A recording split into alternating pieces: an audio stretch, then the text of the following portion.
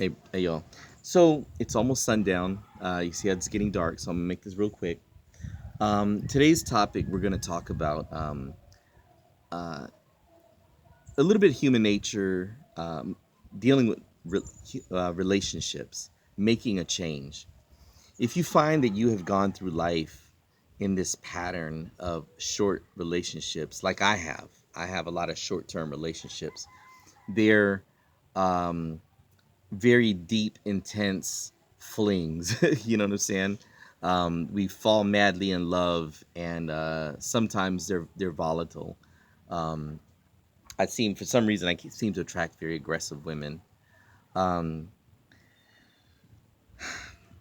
we have to, at some point, look at ourselves and say, why am I making this mistake? Why am I finding myself in these same relationships? And what's happened is uh, I've got two friends that um, keep finding themselves, they keep ending up in these really volatile, toxic relationships.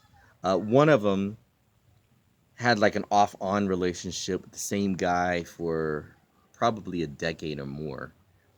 And the other one, for a decade that I've known her, has been in these bad relationships with the same type of guy, dudes that have criminal records, they don't work, they're cheaters and things like that. And what is it that attracts us to them? You know, and uh, it's very hard to look at yourself critically and say, what did I do wrong? You know what I'm saying? That's very difficult. Um, because our tendency is to want to blame the person. You know, do you know what that last person did? She did this and she did that, or he did this and he did that. And so what ends up happening is you take everything. It's easier to blame it on them and not accept responsibility, and then I don't have to deal with it because it's not me, it's them. When you get to my age, I'm 50 years old, I have about a good 10 years before I'm a senior citizen. And if I don't fix my pattern for the last 40 years now, then I'm going to be looking at either no relationship or marriage for the next 20 years, or I'll I'll be lowering my standards and ending up with somebody I really don't want just to be with someone. And if you look around you at people in my age group or even older, you're going to see that same thing. Why is auntie such and such still single? Why is grandma still single? You know what I'm saying? And usually the answer, well, sometimes it's because, you know, maybe they lost a spouse or whatever. Or they divorced and just never remarried, never got into relationships. I understand that because I had a short period where it was just my kids. You know, I was preoccupied with my kids for a long time. So I can see how that can go on for decades, maybe. But I'm talking about the people that have had a series of bad relationships, and you make it to your middle ages, you make it to your 40s, make it to your 50s, and you're still going through the same thing with the same type of person. Maybe not the same person, the same type of person. And one of the things that I've discovered is that people tend to latch on to one or two characteristics that they like. And as long as I get this, you know, when I was in California, the number one reason I got turned down by women was my height. Had nothing to do with my religion or my personality or, you know, my income or something like that. My ability to commit or whatever, my willingness to commit. The number one thing women turned me down for was my height. The number two thing, I'm 5'7", by the way. The number two thing was my kids, that I had young children. And um, and I know brothers do this too. I mean, like myself, you know, I had to have the big boobs and the big ass, and you know, they ain't even got to be pretty. Just be built the way that I like it, you know. And it was conversations with my mom, conversations with my dad, but I was choosing my women not based on their character, but based on how they looked. And you know, if you do that, you lack wisdom in your 20s. So if you're doing that in your 20s, that's somewhat understandable. If you're doing that in your 30s and your 40s, well, by then you're a fucking idiot. You know what I'm saying?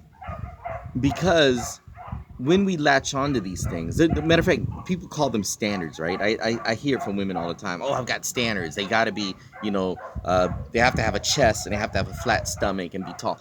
Honey, those are not standards. Those are fucking hangups. Okay? If a brother only dates light-skinned women, that's a fucking hangup. That's not a standard. The standard is something that affects is, like I said, it's a trait of their personality. It's their character. It affects their ability to be a decent mate. Okay, those are standards. When you are attracted only to things that have no bearing on the relationship, like long hair, she's got to have long hair, or she's got to have a big ass or something like that. That's a hang up. And very often, and look at yourself and tell me if I'm right, if you find a guy who's 6 feet tall, who's got the perfect body, big dick, a lot of money, nice car, you tend to overlook all the other shit that really matters. Am I right? Am I right? Or am I right? Right? I know I did that shit. I didn't mess with chicks that were financially responsible. I married a couple that were financially responsible. Married 2 strippers. You know what I mean? Chicks that got high and chicks that drank. I mean, I fucked with some of the bottom of the barrel when it comes to women, but damn it, they fucking look good. You know what I'm saying? And if my parents ever got, I'm sorry, mosquitoes are tearing my ass up right now. If my parents got on me, it was usually because of that. I chose my women based on how they looked, and sometimes I think maybe I can be a little hard on a chick. You know what I mean? The kind of things I demand of women are not easy. And instead of me going out finding women who matched me in, I don't know, maybe my intellect or my philosophy on life or something like that, I tend to pull in women that looked good and the sex was good. They had a high sex drive. I'm good. You know what I mean? Fuck all the other stuff. Your kid's a criminal. No problem. I'll deal with you anyway. You know what I'm saying? So, and I know women do the same shit. We like to say, oh, I just want a good man and stuff like that. They pray to Jesus to bring them a man, but Jesus brings them a man. They're like, not that one. Got somebody a little bit taller. You know what I'm saying? That's how women do. And if you're still doing that shit at 50, well, you're in trouble, because guess what? By 50 years old, the tall, handsome, nice body, successful, intelligent brothers that's good in bed, them motherfuckers is all married by now. So you're left over with the ex-players, you know what I'm saying? Or maybe still players. The dudes that cannot get a woman, or they can't keep a woman because they don't have the qualities that women need to be in a relationship.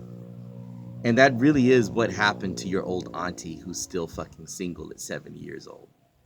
9 times out of 10, that's what it is. If you spent a lifetime, especially now, women take a lot of pride in rejecting women. They love to call men thirsty. And, can you believe that man tried to hit on me with his big old belly? You know what I'm saying? That kind of shit.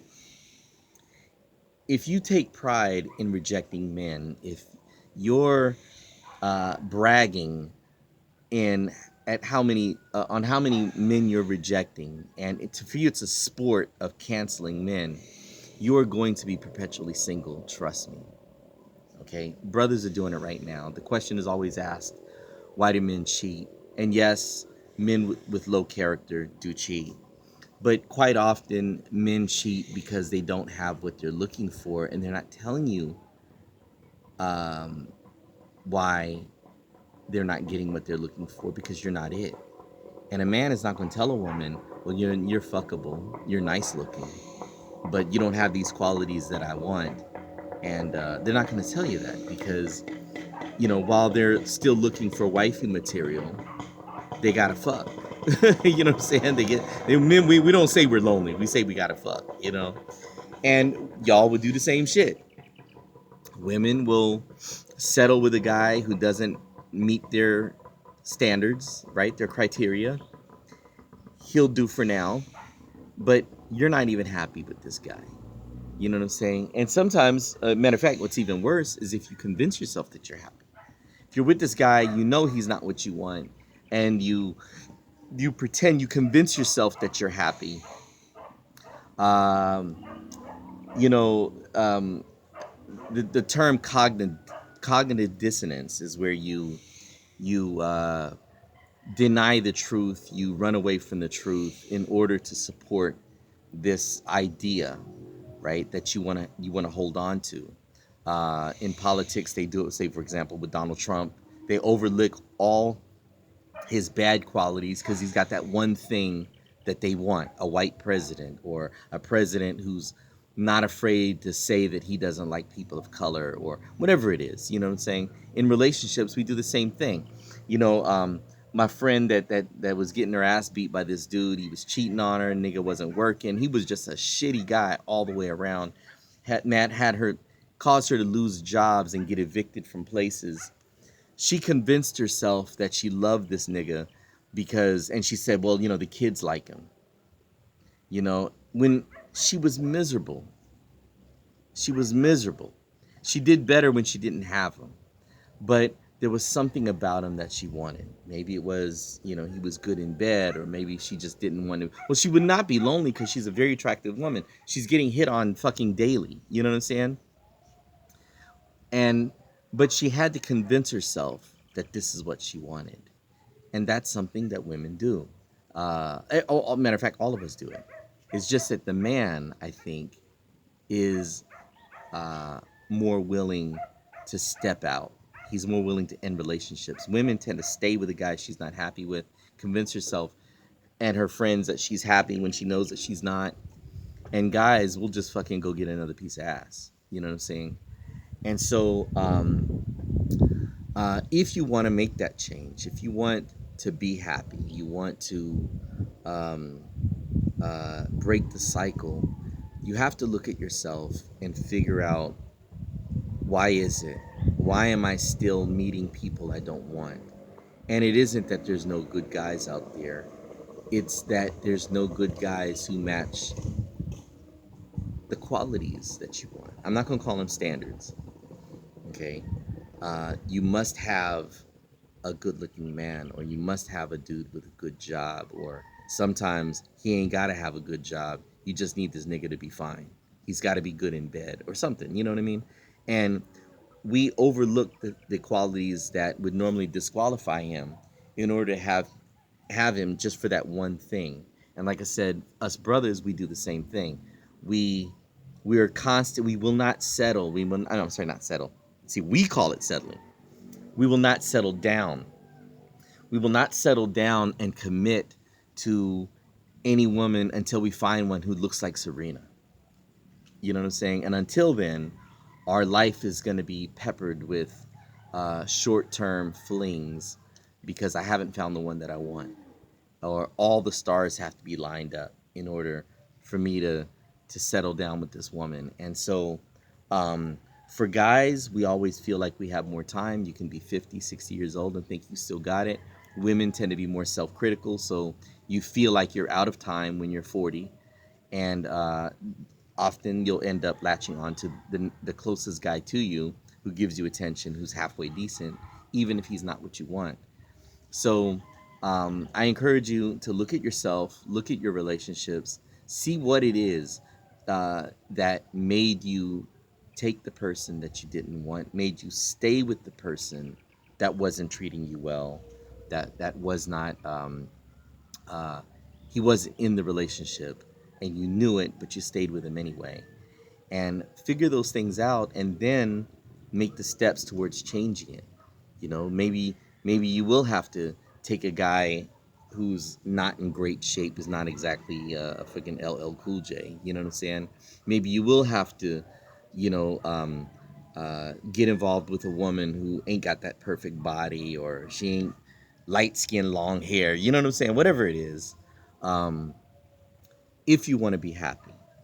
And we have to let go of those things that our lower self is um, those things that our lower self is tugging on us, saying this is what we want, even though that's not what you need.